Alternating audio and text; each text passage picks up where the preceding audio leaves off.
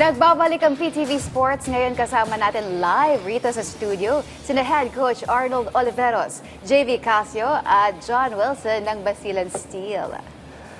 Magandang umaga, gentlemen, Good and welcome to morning. PTV Sports. Good morning, guys. Basketball talk tayo this morning. Good morning. Nang malapit na ang MPBL season, Coach Arnold, ang una kong tanong sa inyo, after a long hiatus and rebranding, paano niyo po masisiguro na hindi lang bagong pangalan ito, but a different system and a different culture? Well, sa ngayon, no, una-una, nung na-build ko itong like yung mga before mga core namin players sa other team. So, yun, kinuha ko. At the same time, nakuha ko rin si JB from PBA. So, I'm lucky na pumayag siya maglaro sa akin. So, yun lang naman. So far, yung team naman namin ngayon is in good progress. Tapos may mga dinagdag kami ng mga veterans din and sa MPBL and mga young guns na, kaya mag-compete sa MPBL.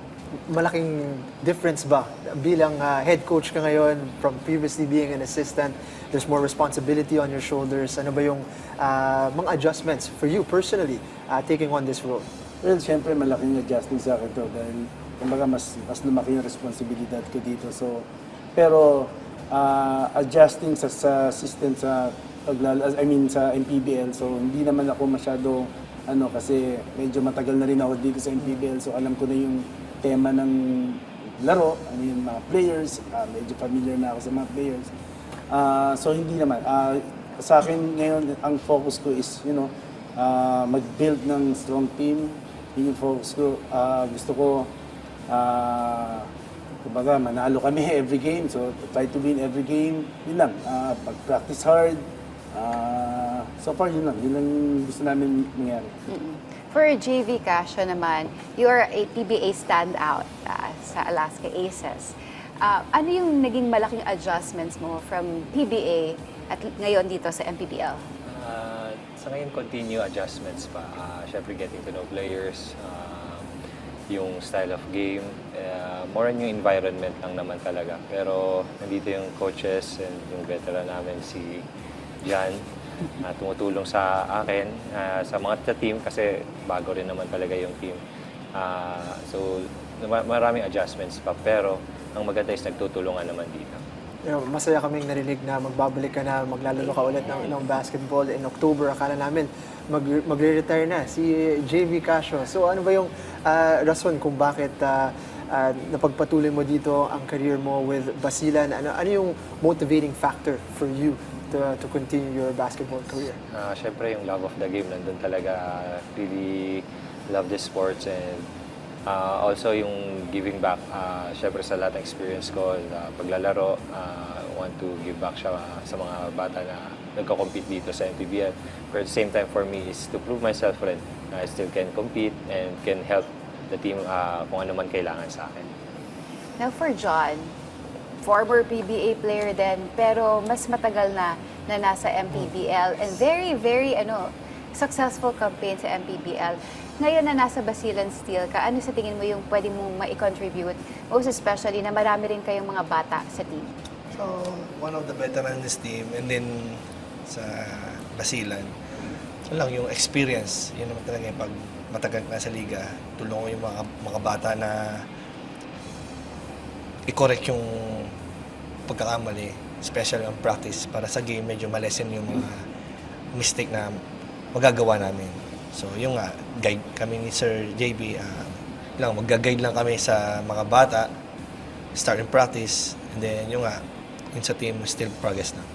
Si bago mong teammate na si JV Casio, hindi naman natin siya masasabing bata, no? Sa mga Rookie. Hindi siya masasabing Rookie sa MPBL. Siyempre, veterano na rin si Sir JV. Pero ano yung binibigay mo sa kanya na advice na pagkakaiba ng paglalaro sa PBA sa paglalaro sa MPBL? Kasi ang difference between PBA and MPBL, sa PBA kasi is more setup play, more details on defensive scheme. So dito sa MPBL, So yung nag-start ako dito ng second season, yung marami ng teams. Kasi yung first season is 10 teams eh. Ngayon yung second season na yun nga, mas marami yung bata. So mas more run and gun. Yun ang difference niya. So medyo di pa kami nag-usap ni Sir JB, more on sa scrimmages lang. Pero yung about sa league, siguro day by day masabihan ko siya kung paano yung sistema sa MPBL. Pero paano nyo tinanggap yung roles nyo ngayon? Dahil ini-introduce kayo bilang key players, may pressure ba? Lalong-lalo na ang taas-taas ng expectations ng mga fans sa inyo, lalo na sa Basilan Steel. Because muling pagbabalik ng MPBL, JB. Ano na naman, pinakausap kami lagi ni Coach kung ano yung expectation niya sa amin. Siyempre, we have to take that responsibility. Pero at the same time, we have to also bigay namin lahat sa court. And mapakita namin na mag-lead, kung paano mag-lead, kung paano namin ibigay. Pero at the same time, kailangan din namin tumulong sa ni Coach kung ano gusto niya mangyari sa team. So, tulungan lang talaga ang main namin ngayon dahil malaking adjustment pang kailangan namin gawin. Coach Arnold, ilang teams ba ngayon ang lalaban sa MPBL? So far, nung last meeting namin, hindi parang nasa I think 28 to 30 pa rin. So, kasi may mga nagsasabi mag-leave of absence pero so far wala pa naman daw. So, consider pa rin is 28 to 30. So, at the minimum, kakalabanin mo lahat ng mga Yes. teams na yun at least once. No? So, in terms of the season, hindi siya sprint. Yeah. Medyo marathon yung dating niya. So, how do you approach a season na alam mong mahaba siya? Potentially even longer pag kung lumusot kayo patungo sa playoffs. No? So, as a coach, how do you set up your team? How do you prepare para sa ganyang klaseng Well, season? syempre, number one is kailangan consider mo rin yung mga players mo. Like, I have mga veterans players. So, kailangan yung frequent ng practices namin. So, kailangan medyo, kumbaga, timplahin mo rin para at least, syempre, tumagal din sila. Kumbaga, ang gusto natin, healthy sila all the way until the end. Parang gano'n. So, yun, may mga adjustment ako sa mga practices na ginagawa para at least healthy kami all throughout the season. Coach, ito rin, paano nyo sobrang dami kasi ng team, 28 teams, paano nyo po pinaghandaan ito nga mga luma at bagong teams na papasok ngayong season sa MPBL? At masasabi nyo ba at this point, since meron kayong napakalala na players na contender na ang Basilan Steel? Well, sa ngayon, siyempre, sila, kumbaga, hindi naman kami, like, ngayon lang namin ito na-build. So, siyempre, pakonti-konti, siyempre, building up. So, yun yung ginagawa namin ngayon, building up, situate na, maging in shape sila, and at the same time, yung system, kailangan implement, kailangan maano namin yung system by makuha namin. Well, no. Siyempre, kasi ngayon,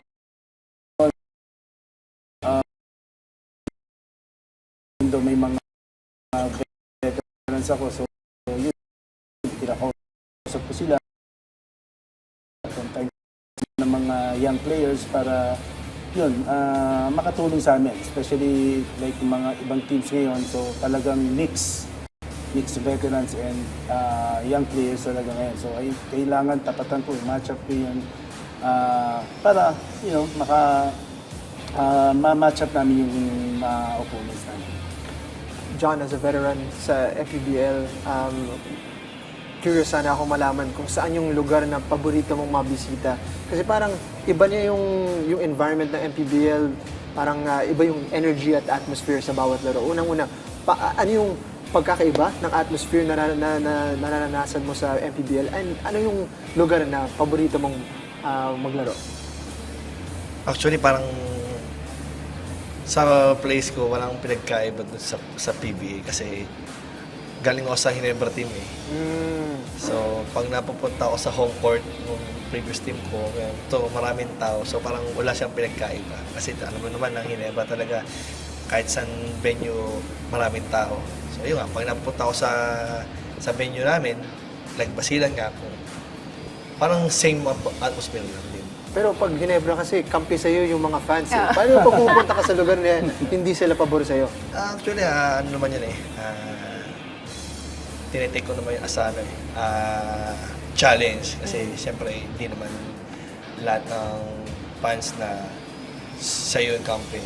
So lang, stay on the game, stay composed. Pag nanalo, parang ano lang yun sa kanila. Ganito pala yung attitude ni Wilson, ganito pala yung attitude ng Basilan. So, may mga asarungan galing sa labas. So be it. So, ang balik lang namin is kailangan manalo. JV, nagkaroon ka ba ng injury during your PBA stint?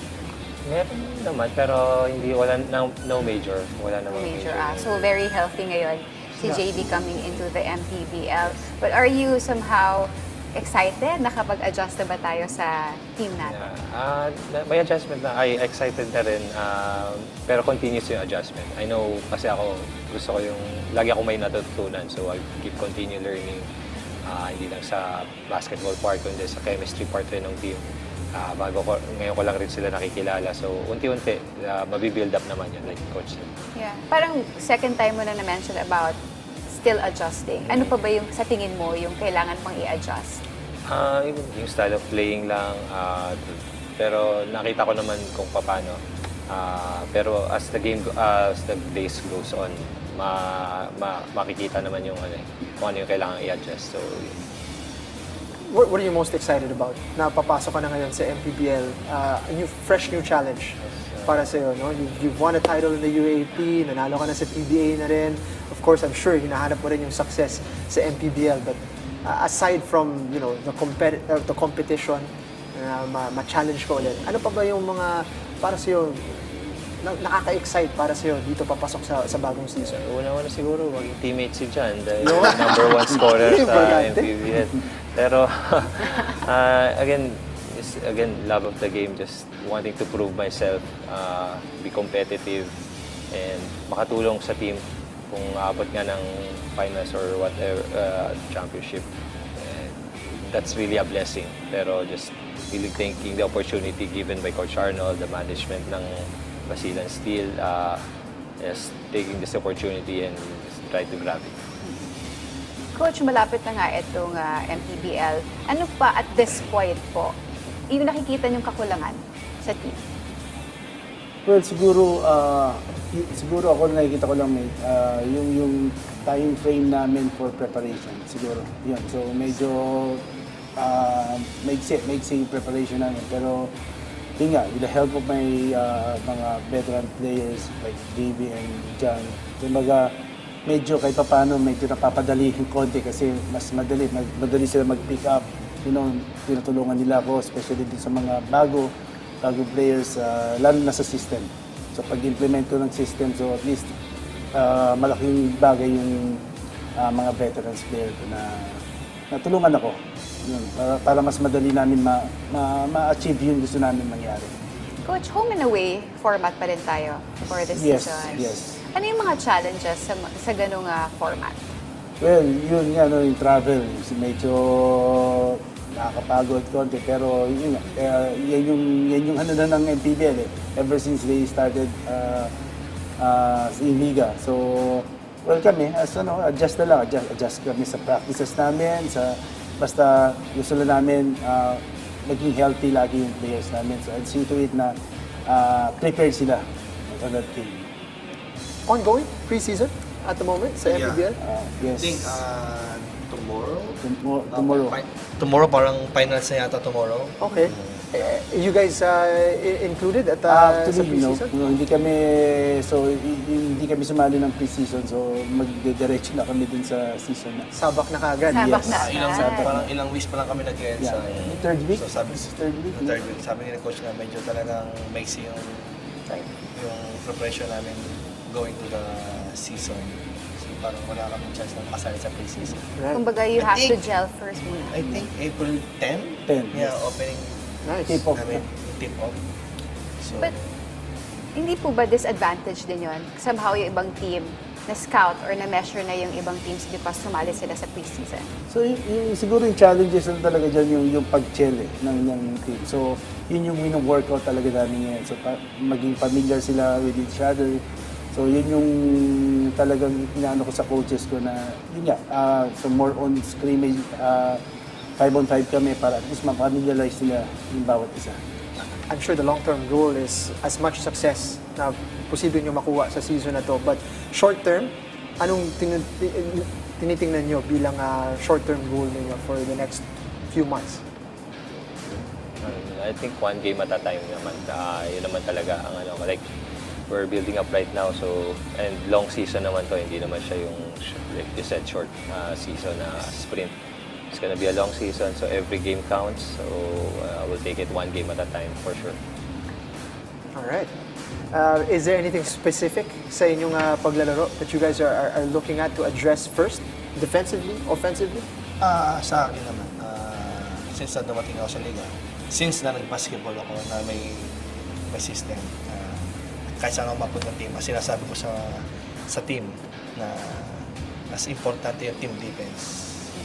Kasi basketball is a team sports. So, kailangan ma-gel namin yung chemistry.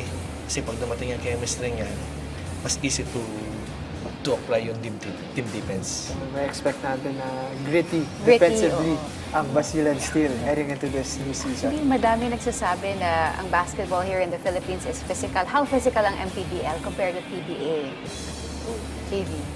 Well, di pa ako yeah, so, John. maganda si John. Katulad nga sinabi ng iba, just like NCAA mas yun yung sinasabi ng iba, NCAA mas more physical than UAAP. So parang yung MPBL is NCAA. Yun ang mga nakikita ko sa social media, and then PBA is more than like UAAP. Kaya yun lang nakikita. So mas physical. Mas physical na talaga yung PBA. Physically Excited. demanding. JV, are you excited for a more physical challenge sa MPBL? Of course, siyempre, ready tayo sa mga challenges. Kaya tumagal si Sir sa PBA kasi ano siya, UAAP siya. Kaya mas style niya ang UAE. Obviously, very excited kami na papasok na kayo sa bagong season. Two veteran players, highly decorated players dito sa Pilipinas. Pero sino yung mga pangalan siguro na dapat namin din tutukan heading into the new season? Exciting prospects ng mga teammates ninyo. Well, isa si Jeremy Cruz, is one of our player. Most from UAP, I think Neil Owens and Gerald Wilson. Gerald Wilson. From UE. Tapos sino pa? Like mga veterans namin, si Jason Grimaldo. I think Bauson also is drafted in PBA. Then mga young players namin, si Joshua Ramirez, Makoy Marcos, Byron Villarias, Robin Ronyo. So medyo competitive. Talagang very exciting at talagang aabangan din natin, Jing. Sinama talaga ni Coach lahat para walang ma-exclude. At lalo may excite ang ating mga viewers. Finally po, kindly invite our viewers dito sa paparating na MPBL season. JV. Ako yung The rookie. The rookie. Si JV. Siyempre sa mga una fans ng Basilan Steel, supportahan niyo po kami sa darating na season. Gagawin po namin lahat. We will do our best and supportan din po ang MPBL. Ako naman, sa lahat ng mga Basileños, nasa suporta ngayon this coming season 8 sa MPBL, kay Governor Moji Hataman, kay Vice Mayor Hajem Porigay, Executive Director Macho James David, Team Manager Raymond Salve, Power Hoops Sports Clothing, kay Boss Raymond Dizon. Yan ang veterano, may kodigo si Handa si John. si John. Ready. Kaya Coach. So ako lang, abangan niyo yung Basilan Steel this coming season. So, gawin namin yung lahat para manalo kami. I mean, We'll give all our best na every game, ibibigay namin lahat. Especially sa management namin. I want to thank sa management namin that they're very supportive from day one. So, susuklihan namin yan, boss. So, thank you very much. On that note, maraming salamat. Team, Thank you. Thank you, Basilan guys. Steel. Thank you. Thank you And very much. we wish you good luck. Yes, all the best sa inyong parating na season.